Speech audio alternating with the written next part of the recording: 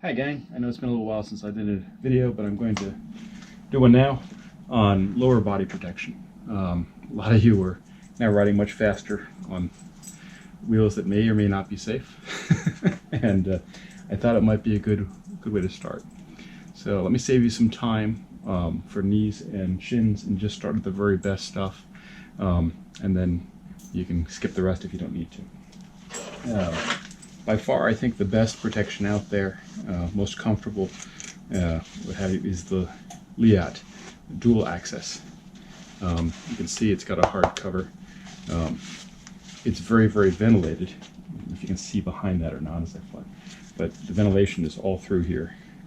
The pieces are wrapped in neoprene, and they come around and they hook into the snap like that. So you do not have to take your shoes off to put these on. I forget that I'm wearing them sometimes. They're very adjustable. I had to go for the large because the extra large were too large. I'm 6'1", I'm a heavier guy, I've got huge calves. So if you're looking at sizing these, just understand that. They will stretch out a little bit. But really nice. Expensive, but nice. All right. Moving on, a little less common. These are GForm snowboard pants, and they have the D3O material on the sides for the hips and some of the femur, I guess. And in my case, because I bought the clearance ones, also in the tailbone and the sit bones, which I'm not sure what they were called, nothing on the front. You wear these under your pants and they protect you when you fall sideways. They're soft, so if they're not covered they're going to tear up, but if they are covered they should last you a good long time. And I have taken spills on these, and I am grateful that I have had them on. Good for rides and things like that. Moving down on the knee protection. Magellan! Magellan! Come on!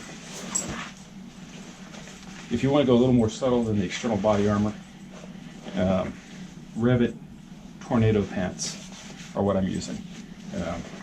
They come with a very flexible D3O-like material that is shaped to the knee. They are adjustable up and down. So these actually slide in the knee pockets, which are expandable. And what I love in particular about these is the ventilation. So I'm not sure if you can see it on the video, but there's ventilation pads all the way through here, as well as on the back. And so it's like wearing shorts, except you're wearing a technical material that is going to protect you somewhat. There's a zipper on the back that will seal with another motorcycle jacket, and zippers on the inside that will work with a motorcycle suspenders if you want to use those, but they're expensive, so I just use regular suspenders. Also very adjustable on the side. Last thing of note is there are side pockets in these pants, like there are on most motorcycle pants, to allow you to put in hip armor. They come with the level 1 hip armor, which is pretty good, but you can upgrade it to the level 2 if you want to, and that's what I have done for myself. So, really good.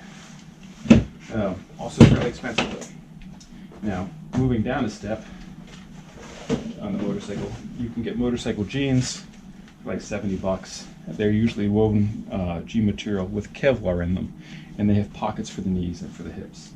And they usually come with some knee protection. Again, you can swap this out. So this is CE level 1, a soft material designed to spread the force. There's not a whole lot of coverage, and when you compare that to the side by side with the Tornado, you can see you're going to get a lot better coverage with something like the Rev'its.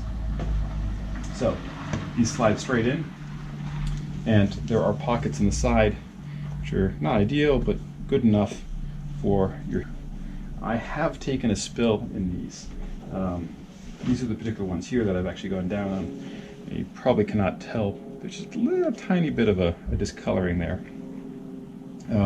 But I've gone down on these at low speeds and had no damage at all. I was dizzy, but no problem. So again, about 70 bucks. They look good. Oh, I forgot to mention that the Rev'it Tornadoes are all-weather in the sense that they have a liner that you can put in for colder weather. So here in Texas, don't use this very much, but it's there if you want it. Jeans just plain hot with Kevlar. So that brings us on to the next section. These are the Demon 3.0, D3.0 dirt bike, Shin and knee. They're very, very comfortable. They're not very ventilated though, as you can probably tell. Because they are sealed, you do have to put these on over your feet, which usually means taking off your shoes. But it's a soft material that hardens when on impact. It's adjustable, it feels good.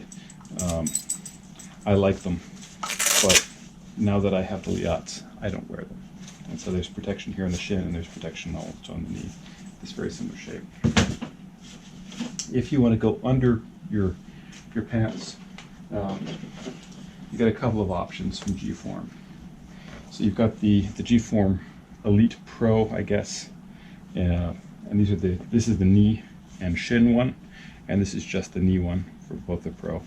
It's a thicker material, again soft. You're going to want something to cover it, like pants or what have you, because if you go down on this, you're going to tear it up just wearing it.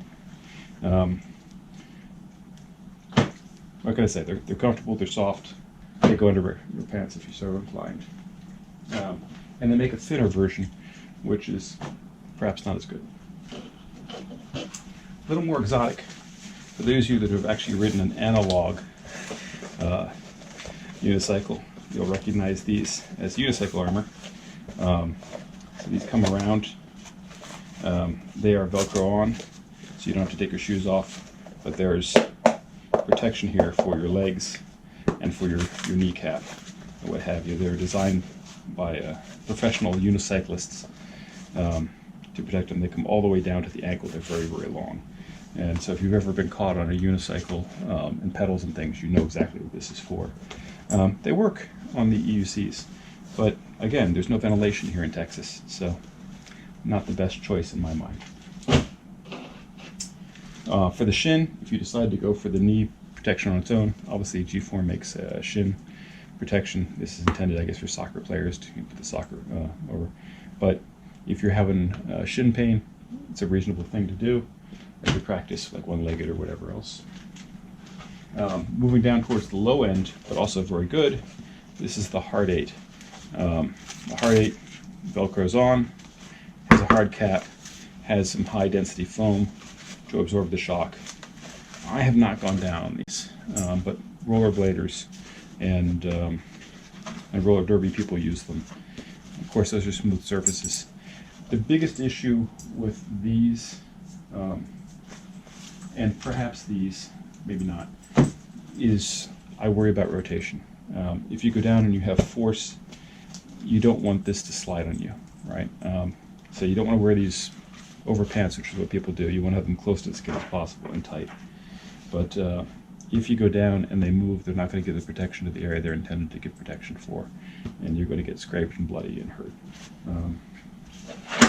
If you compare these, you can see that this is very much shaped, and because the way it adheres, it is less likely to move while taking a harder impact.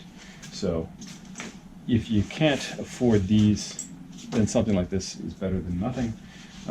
It's good enough, perhaps. If you can't afford these, then I would say, and you like walking, totally worth it. All right, down towards the very, very bottom of the leg, here the ankle, the Achilles heel. If you've ever been whacked by a metal pedal while you were learning or doing tricks, my M10-3 used to bite me all the damn time. This has D3 armor that covers section. You can wear them front ways to protect the front, or you can wear them in the back to protect the Achilles heel. And they're good for when your shoes, in fact, don't go high enough. Right, about 20 bucks at the soccer store. GForm again. I won't cover most normal shoes, but I will point out motorcycle shoes just in case you're interested. These are reinforced in the heel and the other areas because they're designed to take impact, right? They're also much higher on the ankle. You're going to notice how cut down that is. to protect you. And so these are very, very comfortable. The sole of them is a soft rubber, and it works beautifully on the pedals. I haven't had a problem with this at all. And I like them in particular because they zip in and go on very briefly, and then you've got a little Velcro to kind of tighten them up if you so desire. Put lots and lots of miles on these. Also, they have scrapes. So when you're on a motorcycle and you do, it turns out on some unicycles I can scrape the pedals pretty well. And so these scrapes happen on my size 12 feet when I am riding, and they tear up something that's designed to be replaced rather than the shoe itself. So there's your quick video. At least I hope it's a quick video on lower body protection options. For those of you who have not thought about it, do think about it. You're not going to need it till you need it, and then when you did, you are going to really kick yourself for not having had it. So worthwhile stuff. I like the motorcycle boots, in summary. I like the Liat dual axis, in summary. If I want to go non too obvious, the motorcycle jeans are very reasonable. If I'm less trusting but still want to go less obvious, the higher end motorcycle touring pants, they're Rev'it Tornado 2s. Because let's face it, this is a lot better than this. You can wear the D30 underneath those. I've done it in the past. It's just a question of heat. So I do like these. You'll see me riding in a lot of my videos where I'm testing beta software or something else because they are so cool and they offer the protection. This is a very protective material. And they're designed to flex. I should have also probably added that there's pieces here that are well designed for sitting down and flexing out. And there's a couple of heights for adjusting the pedals. There's a Velcro that you can snap together to raise or lower them. So, of course, if you can afford it, I'd recommend upgrading to the CE Level 2 over the CE Level 1. It cuts the impact in half, and that is a great thing. Just to give you a visual example of CE Level 1 versus 2 and the protection that you're getting. So you're going to feel it, but you're going to be protected here, and here you're going to have the impact, but you're not going to feel it. So same size, obviously, same coverage that way, but the question is how much Newtonian force is transmitted. And for me, the higher speed stuff means less pain, even though we're not traveling higher speed.